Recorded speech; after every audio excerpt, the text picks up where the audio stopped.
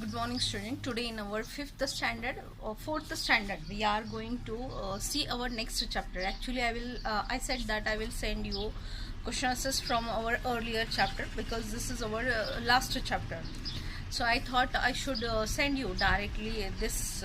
I should teach you this lesson first, and then from tomorrow or when we complete this chapter, I will send you questions from this all lessons. Okay, so let's see, are we endangering our environment? So this is the chapter that is related with our environment, and there are many human activities which are responsible for the decrease or for the loss of the nature.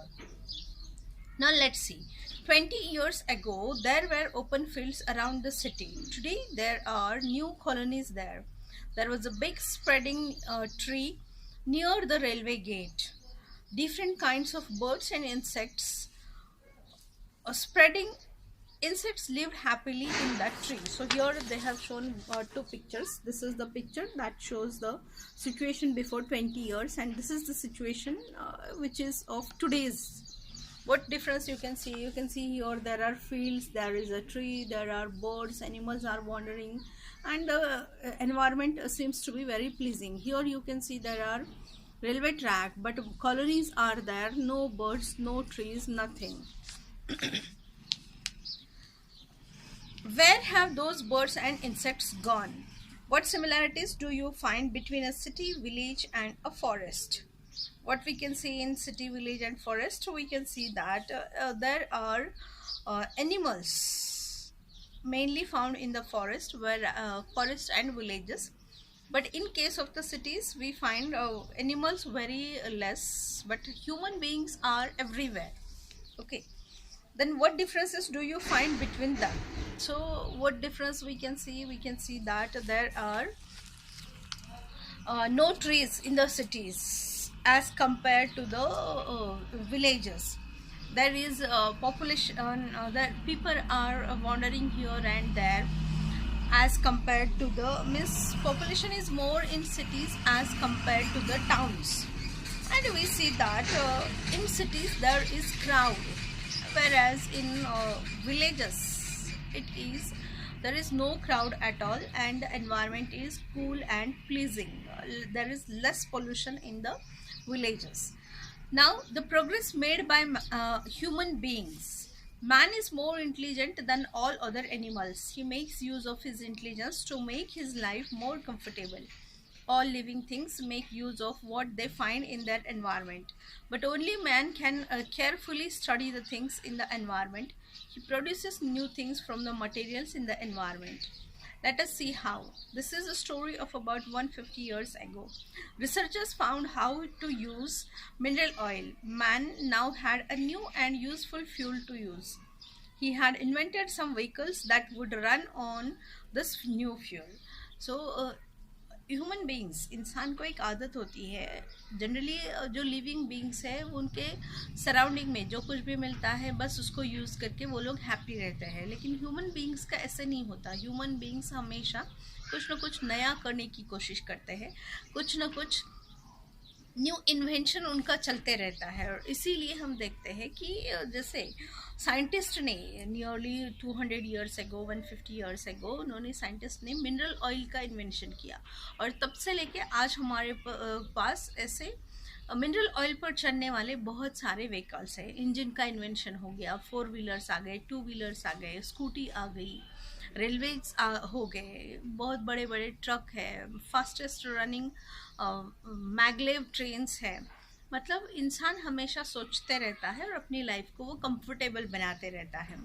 Previously if one had to travel to another town, one had to walk or ride horseback or on a bullock cart. Various animals were used to carry burdens or to draw the carts. Now we go by bus or railway trains. That helps us to save both time and labor. पहले ज़माने में travelling कैसे करते थे? अगर travelling करना होता था लोगों को, एक गांव से दूसरे गांव जाना होता था, तो एक तो उनको बाय वॉक जाना पड़ता था. फिर उसके बाद अगर बाय वॉक नहीं जा सकते थे तो फिर लोगों के पास एनिमल्स होते थे. जैसे लोगों ने डोमेस्टिकेट किया, एनिमल्स को डोमेस्टिकेट किया. कौन से एनिमल्स को डोमेस्टिकेट किया? काऊ है, हॉर्स है, ऑक्सिन है, इनको डोमेस्टिकेट किया, तो फिर उनको लेकर उनकी हेल्प से उनकी बैक पर बैठकर, उनकी पीठ पर बैठकर ह्यूमन बींग्स एक प्लेस पर से दूसरे प्लेस पर जाते थे। फिर उसके बाद इन्वेंशन हुआ व्हील का। जैसे व्हील का इन्वेंशन हुआ तो व्हील की हेल्प से लोगों ने कार्ट बना दिया, ऑक्स कार्ट हो गया या फिर हॉर्स कार्ट हो गया। ये सारे एनिमल्स के जो एनिमल पुलिंग कार्ट जो है उसका इन्वेंशन हो गया। इसलिए फिर ह्यूमन बीइंग का ट्रैवलिंग जो है वो भी बहुत आसान हो गया। तो इस तरह से डे बाय डे इंसान ने और भी ज़्यादा प्रोग्रेस की प्रीवियसली। और आजकल तो देखो हमारे पास क्या है, व्हीकल्स का जैसे इन्वेंशन हो गया तो लोगों के पास फिर मोटर कार आ गई, मोटर बाइक आ गई, ट्रेन आ गए। इन सब की हेल्प से हमारा टाइम भी बच जाता है और दूसरा हमारी मनी भी बच जाती है।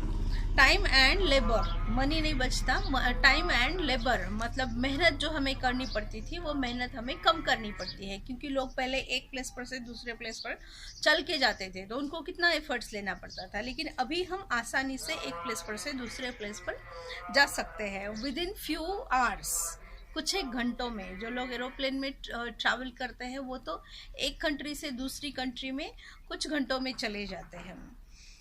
We take up various schemes to make our life easier and prosperous. We build dams to satisfy our need for water. We build roads and railways for transportation. Factories are set up to manufacture all the things we need.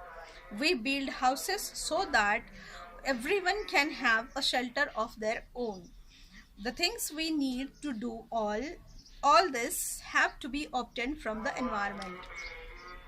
हमारी life को comfortable बनाने के लिए हम क्या कुछ नहीं करते। हमारी लाइफ को कंफर्टेबल प्रॉस्परस बनाने के लिए हम लोगों ने डैम बनाए, रोड बनाए, हाउसेस बनाए, फिर उसके बाद रेलवे इंजन्स बनाए, रेलवे ट्रैक्स बनाए, फैक्ट्रीज हमने इंस्टॉल की। तो इस तरह से हमारी लाइफ को कंफर्टेबल बनाने के लिए, मतलब इंसान ने अपनी लाइफ को कंफर्टेबल बनाने के लिए बहुत सारे एफर्ट्स लिए और बहुत कुछ किया। और ये सब करने के लिए उसको कहाँ से ये मिलता है? देखो जो रॉ मटेरियल है वो सब उसको कहाँ से मिलता है? जो भी चीज़ें हम करते हैं उन सब के लिए रॉ मटेरियल हमें मिलता है नेचर से। We get them from places like forest, farms and mines. Water is used in factories and then the waste water is let into rivers. All this has an effect on the environment. If the environment is harmed, it has harmful effects on all living things and man is no exception.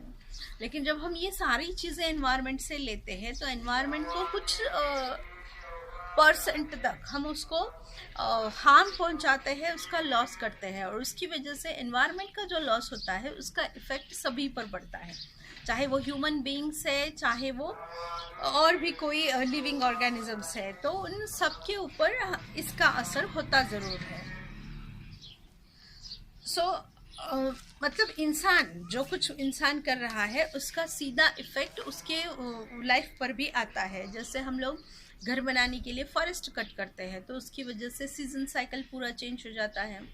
उसके साथ साथ हम देखते हैं कि घरों के लिए या कोई भी चीज़, जैसे अभी देखो प्लास्टिक का इन्वेंशन हुआ तो प्लास्टिक की इन्वेंशन की वजह से बहुत प्लास्टिक जमा होने लगा, फिर वो ओशंस में चला गया, रिवर्स में चला गया, लेक्स में चला गया, वहाँ पर जो लिविंग ऑर्गेनिजम्स थे उनकी बॉडी में स्टक होने लगा। फिर एनवायरनमेंट में उसको जलाते हैं, प्लास्टिक है, थर्माकोल है, रबर है, उसको जलाते हैं तो उससे एयर पोल्यूशन होता है। जो व्हीकल्स हम कंटिन्यू यूज़ करते हैं उसकी वजह से भी एयर पोल्यूशन होता है। तो ऐसे बहुत सारे इल इफेक्ट्स हम ह्यूमन एक्टिविटीज़ के हमें देखने में आते हैं।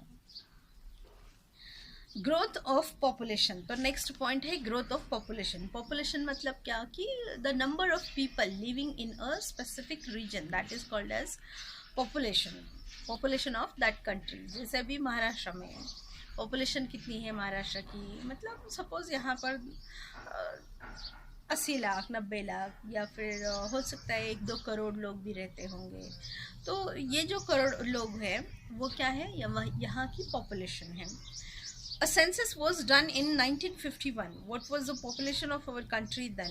And census is done in 2011. What was the population of our country then? So before 60 years, in the last 60 years, the population of our country has tripled. 1951 में जब census मतलब क्या है कि counting the number of people, that is called as census. तो 1951 में हमारी India की जो पॉपुलेशन है वो थोड़ी कम थी. आज देखो तो इंडिया की population 130 crore people live in India. तो इस तरह से आज की पॉपुलेशन जो है वो बहुत बहुत ज़्यादा हो गई है. So the demand for all things that we need to take from the environment has increased many times over.